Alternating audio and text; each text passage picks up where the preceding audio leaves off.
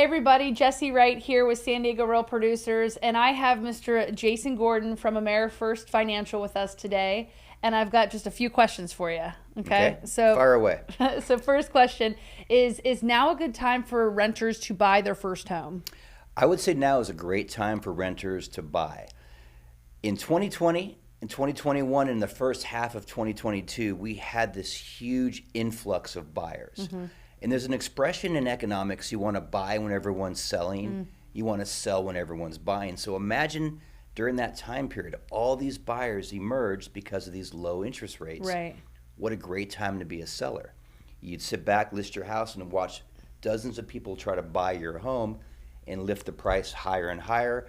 Sellers refuse to do any repairs, selling houses as is, mentioning the words appraisal gap, where you had to acknowledge as a buyer you're going to overpay for these homes, but you did it anyway. Right. And so second half of 2022, mortgage rates spiked, the market slowed, and those that still decided to buy were getting good deals because they weren't up against any other buyers. And so in 2023, we have a really interesting time right now in the first quarter of 2023.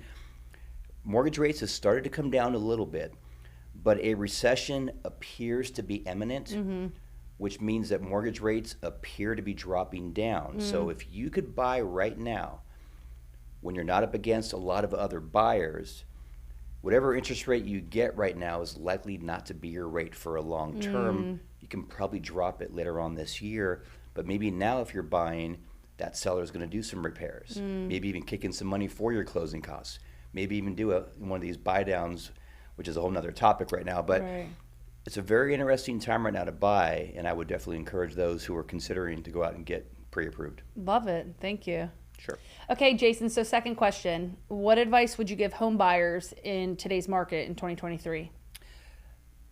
Quite simply, the advice I would give any home buyer in any market is if you're not paying cash for that home, the logical first step in the home buying process is getting pre-approved. Not pre-qualified where it's just some kind of conversation on the computer or on a telephone call.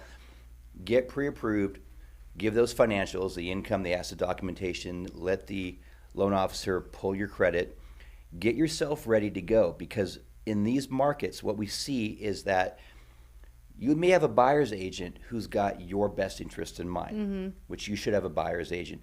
But that seller has their own agent who has their side. They call that a listing agent. And most listing agents are going to demand a pre-approval be accompanied with any offer to purchase. And some of the more savvy listing agents were going to go even further and say, well, hey, I don't recognize the name on this pre-approval letter. How do I know that you and that loan officer aren't just good friends and this person did you a solid and wrote a pre-approval letter for you? I'd prefer to have my trusted lender do what's called a cross-approval and make sure you did your job. I see. And the bottom line is, if you haven't done all the pre-approval at that point and now you're scrambling to get everything done, another buyer walks in, pre-approval letter in hand, and takes that property from you. It's like touching a hot stove. You do it once, you won't do it a second time. Not to be silly here, but this is my advice on how not to get burned at all. Okay, love it. I love it. Okay, Jason, third question. As a certified divorce lending professional, what advice would you give to a divorcing homeowner and or a divorce attorney? Great question. So as a certified divorce lending professional, I help a lot of divorcing homeowners and divorce attorneys in that initial discovery where they're figuring out what their options are. So often we have what we call an in-spouse and an out-spouse, where the in-spouse is desiring to stay in the marital home. Out-spouse wants to be removed. Most out-spouses want two things. Number one, remove me from any liens on this property. So if there's a mortgage or mortgages, get those paid off or get me removed from the obligation to pay that. And then number two, I want my divvy of the equity, right? If we have a $200,000 in equity, I want that $100,000 in equity.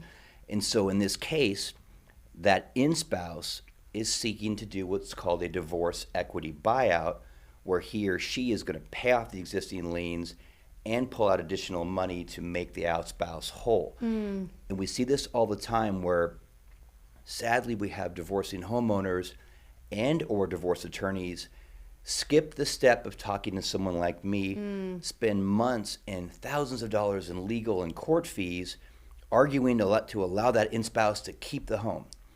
And then they get that court order when the ink is now dry and they finally, for the first time, approach someone like me, and I have to give the bad news that they have useless court orders because the court cannot force a lender to lend to somebody. And if that in-spouse did not meet the guidelines for approval, now it's kind of too late to unwind the court proceedings.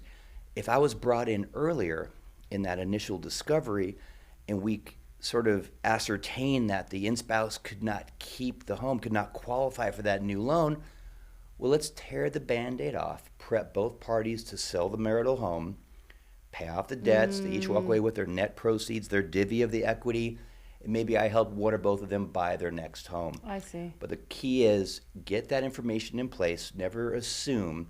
There are so many nuances in Fannie Mae, Freddie Mac underwriting guidelines for support payments, support receipt of payments, joint debts, and it goes on and on and on. I see. Just don't assume this. You have people like me in place. And if you are going to sell a home, there's another credential called a Certified Divorce Real Estate Expert, or CDRE.